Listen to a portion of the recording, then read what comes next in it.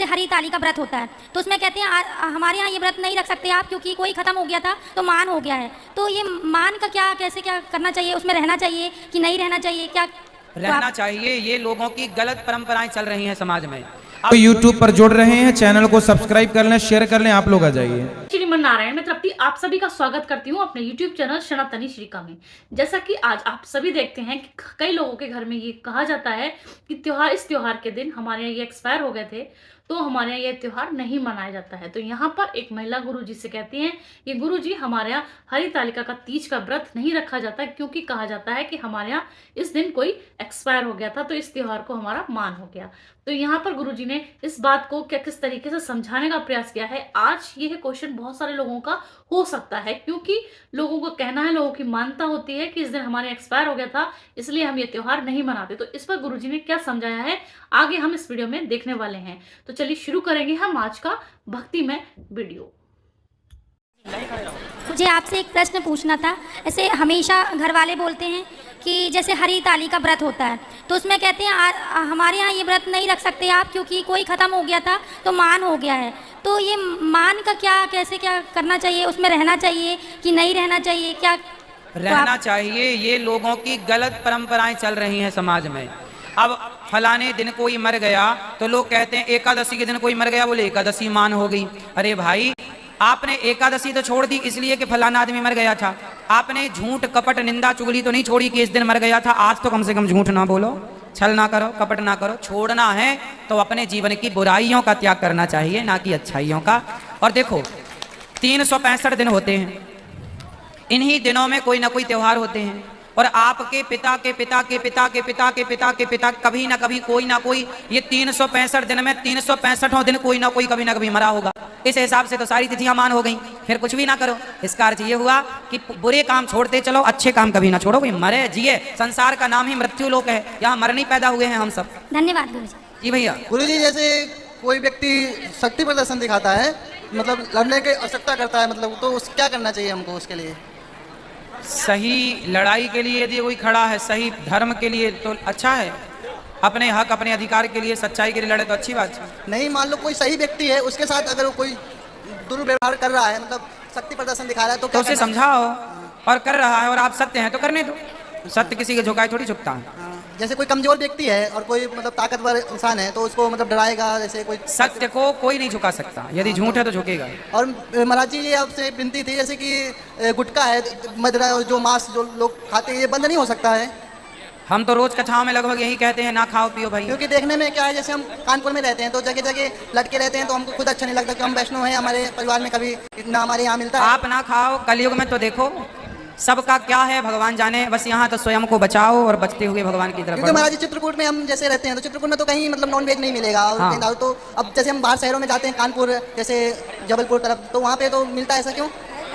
तीर्थों में बैन कर दिया है ना सरकार ने, अच्छा है। तो बाकी शहरों में क्यों नहीं करते हैं जैसे योगी सरकार? अब शहरों में पता नहीं क्यों करते, मिलेंगे तो पूछेंगे। योगी सरकार चाहे तो कर सकते हैं ना, यूपी में सब कर सकते हैं, सरकार चाहे सब हो जाए। आप तो सर, आपसे बात होती रहती है योगी महाराज जी से, तो थोड़ा इसके बारे में बात कीजिएगा। बिल्कुल मिलेंगे तो बात करेंगे हम। आपके कथा मैं 2023 से सुन रही हूँ, सब कुछ छोड़ दिया। मेरे पति दारू नहीं छोड़ते हैं। कहाँ है? कहते हैं ना मेरे भाई सब पिलाते हैं, रिश्तेदार। कहाँ पति आपके? बात कराओ, आ जाओ इनके पति। राधे राधे गुरुजी। राधे राधे भैया, क्या नाम है आपका? पवन। पवन जी। तो शराब रोज पीते हो? रोज नहीं पीता हूँ गुरुजी। कभी कभी? जी। कितने पी जाते हो? ज्यादा नहीं पीता, ये दोस्त यार थोड़ा थोड़ा पिला देते हैं। अच्छा, तो मतलब अपने जबरदस्ती आप मुंह खोल के ऐसे ठूस देते होंगे? मैं पीना नहीं चाहता लेकिन फिर भी दोस्त लोग हाँ, मतलब आपको ऐसे मुंह खोल के डाल देते होंगे? कसम रख देते हैं गुरुजी। कसम रख देते हैं? ऐसा को तो, ऐसों की तो कसम जल्दी तोड़ दो, इसलिए ताकि ऐसे दोस्त जल्दी निपटे। जी गुरुजी। जो आपको शराब पिलाएं, आपका बेटा है? बेटी है। बेटी है। अब आपकी बेटी को कोई शराब पिलाए तो अच्छा रहेगा? नहीं, गलत। क्यों? उसकी सहेलियां, उसकी सखियां कहें नहीं नहीं पी ले, फिर आप क्या करेंगे? आप अपनी बेटी को क्या समझाएंगे? आप अपनी बेटी को कहेंगे कि बेटा ये जो तेरे को शराब पिला रहे हैं ये तेरे दोस्त नहीं है, तेरे दुश्मन है।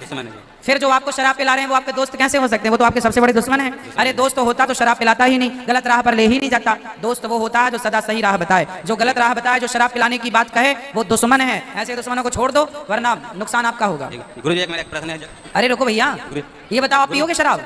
नहीं जी गुरुजी। क्यों नहीं पियोगे? क्योंकि वो गलत है। तो दोस्त पिलाएंगे फिर भी नहीं पियेंगे। ऐसे दोस्तों को त्याग दो, बुरे आदमी का परित्याग कर दो, बुरे आदमी की संगति छोड़ दो, वरना बुराई कुसंग सबको बिगाड़ सकती है। कुसंग को त्याग दो। ठीक है गुरुजी, मेरा एक प्रश्न है, जब गौ माता को सबसे पहले रोटी क्यों खिलाई जाती है? क्योंकि गाय हमारी माता है, इसलिए रोटी खिलाई जाती है। माता है इसलिए खिलाओ। गावो विश्वस्य मातरः। राधे राधे। गुरुजी, भगवान को देखने के लिए क्या करना चाहिए? कथा सुनो, भगवान से प्रेम करो, दिख जाएंगे। ठीक है, राधे राधे गुरुजी। सब बैठ जाओ भैया गुरुजी, जी। मेरे यहाँ ना मायके में जब शादी होते हैं ना लड़के के, तो बकरे चढ़ते हैं घर में। तो ये गलत है ना? तो वहाँ जाना चाहिए कि नहीं जाना चाहिए? समझाओ कि सब गलत राह छोड़ नहीं दें। समझते, सब चढ़ाते हैं वहाँ। कथा सुनवाओ उनको, सुनेंगे तो सीखेंगे। सलगम ले आए नहीं। अब नहीं पियेंगे वो शराब, निश्चिंत रहो। गुरुदेव, आपके यहाँ जो गौ आश्रम है, तो यहाँ उत्तर प्रदेश में योगी आदित्यनाथ जी की सरकार में बहुत सारे गौ सेवा आश्रम बनाए गए हैं, जिसमें मात्र लखनऊ में 94 आश्रम है। 94 आश्रमों में मैं जा करके एक दिन का उनको गोद लेकर के संपूर्ण गायों को मन पसंद भोजन कराता हूँ अपने परिवार के साथ मिलकर। बहुत सुंदर। इतना होने के बाद सर मैं आपसे गुरुदेव जी, मैं आपसे एक आग्रह है कि हम आपको एक बात निवेदन है कि अपने जीवन में कम से कम संसार में सबसे अनमोल चीज़ है तो प्राण है। बिल्कुल। मैंने कम से कम अपनी ड्यूटी से हट करके 10-20 आदमियों के प्राण बचाए, जो स्वयं प्राण ही होते हैं, वो प्राण ही बताए। उसके बावजूद गुरुदेव, पता नहीं ये क्या है, मैं आपके पास में शरण नहीं इसलिए आया हूँ, ये बोलने के लिए चाह रहा हूँ कि मुझे कौन सा ऐसा श्राप लगा है कि मेरे सारे पुण्य होने किसी महत्व नहीं रखते हैं। हम किसी सांप से ग्रसित हैं या क्या है? मैं सब कुछ अच्छा किया, जीवन भर अच्छा किया, यहाँ तक मैं 10 प्राण बचाए हैं कम से कम, जो मेरे फर्ज में नहीं आते, मेरी जिम्मेदारी में नहीं आते हैं। उनको करने के बाद गौ आश्रम में मैं स्वयं एक दिन का जो है वो लेता हूँ, गोदनामा लेता हूँ। देखिए, जो आपने पुण्य किया है, आपके इस पुण्य से किसी जन्म का कोई बड़ा पाप रहा होगा, तो इस पुण्य से वो पाप कट रहा है, ये समझो। और आपके पुण्य का फल आपको जरूर मिलेगा। ईश्वर के घर थोड़ा देर है, अंधेर नहीं। गुरुदेव, मैं आपसे प्रार्थना है कि जय विधि नाथ होहित मेरा, करो सुबेग दास मैं तोरा। मैं इस भाव के साथ आपसे पुनः आग्रह कर रहा हूँ कि मैं इन जो है श्राप से मुझे मुक्ति चाहिए। बिल्कुल होगी। आप भगवान कितने बड़े भक्त हैं और इतना अच्छा कार्य करते हैं, तो निश्चित ही भगवान की कृपा दृष्टि आप पर है, इसलिए भगवान ने आपको वृंदावन बुला लिया है और आपके मन में अन्नदान करने की प्रेरणा जागी है। अब निश्चित ही आपका ये जीवन का, अब यहाँ से सारे पुराने पाप ताप सब कट के भगवत कृपा बरसनी स्टार्ट होगी। गुरुदेव, राधे राधे। गुरुजी, मैं प्रयागराज से हूँ, दिल्ली से आ रही थी और मेरे लड्डू गोपाल ट्रेन में छूट गए। हम घंटों वहीं स्टेशन पर होते रहे पर मिले नहीं। पुलिस के पास भी गए, फ़ोन करवाया आगरा स्टेशन पर, नहीं मिले। कोई बात नहीं, आपको ध्यान रखना चाहिए। मैंने 5 साल उनका सेवा किया था। कोई बात नहीं, तो आप वृंदावन आ गए, तब यहाँ से ले जाइएगा। ले जाओ आप भैया।